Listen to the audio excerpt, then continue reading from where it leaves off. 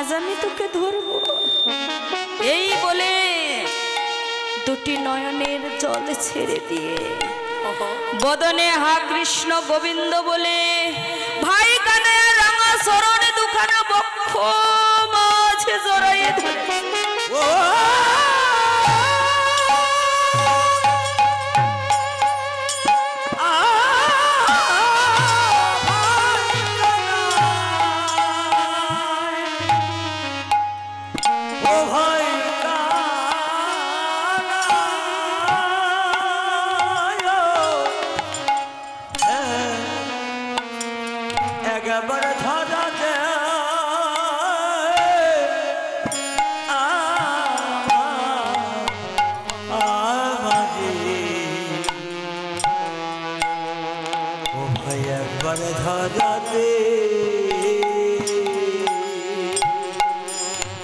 যেই না বদনে হা কৃষ্ণ গোবিন্দ বলে কানায়ের শরণ দুখানা জড়িয়ে ভগবান আর যেতে পারে না।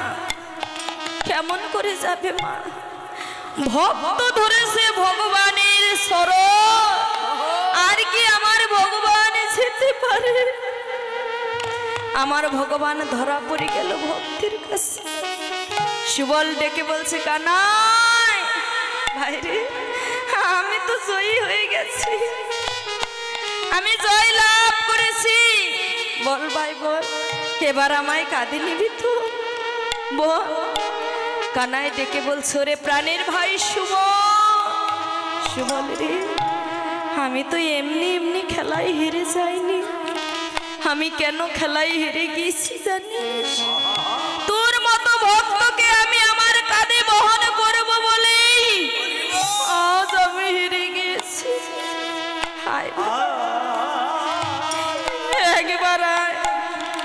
একবার আমার কাঁধে চড়ে আমার এই তাপিত প্রাণ খানা শীতল করে দে। এই বলে কানাই সুবলকে বাম স্কন্ধে নিয়েছে, আর সুবলের বাম পদ কানাইয়ার বক্ষে ঝুলছে।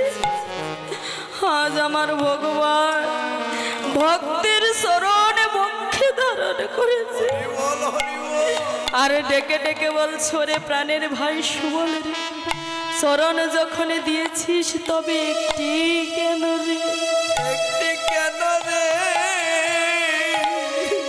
ও তোর যুগ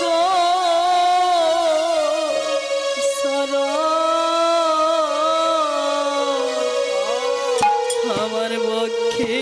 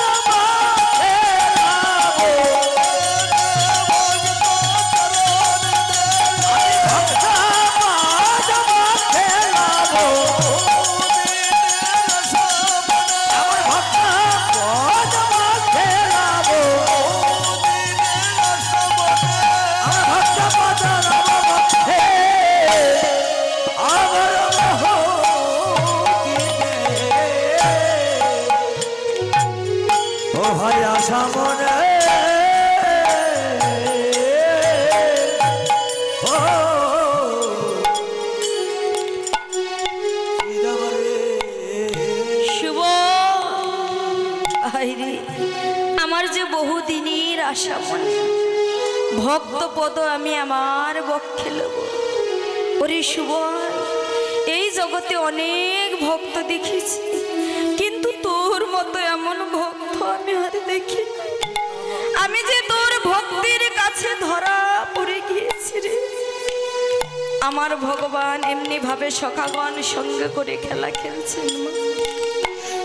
খেলিতে খেলিতে পশ্চিমে দিগন্তে তাকিয়ে দেখে গগনে যে আর বেলা নাই। এবার যে মায়ের কথা মনে পড়ে গেল, আমার ভগবান সক্ষরস ভুলে গিয়ে এবার বাৎসল্য রসে ডুবে যাচ্ছে। মায়ের কথা মনে পড়ে ঘন ঘন বিষম খাচ্ছে। অধরে দাঁড়াইছিল শ্রীদাম, আর শ্রীদামকে ডেকে ডেকে বলছে, শ্রীদাম ভাই রে, আর বিলম্ব করিস না, চল ভাই এবার আমরা মায়ের কাছে ফিরে যাই।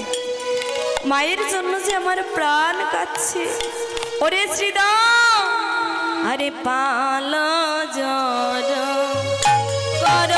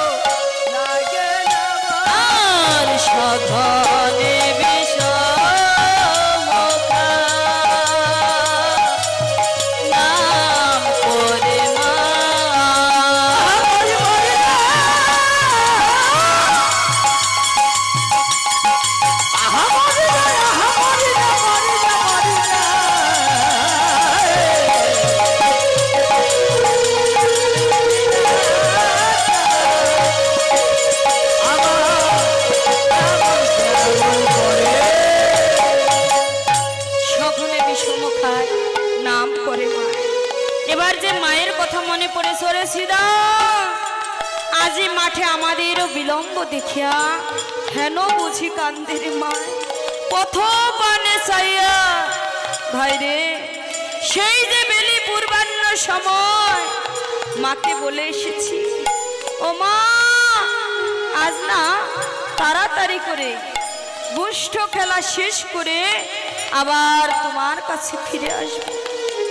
বেলি অবসান হবার আগেই তোমার কাছে ফিরে আসবো। কিন্তু শ্রীদাম রে, একবার সে দেখেছিস পশ্চিম দিগন্তে কখন না বেলি অবসান হয়ে গেছে, এখনো পর্যন্ত আমরা মায়ের কাছে যেতে পারলাম না। না জানি আমার মা নবনীর থালা হাতে নিয়ে পথের মাঝে বসে আছে।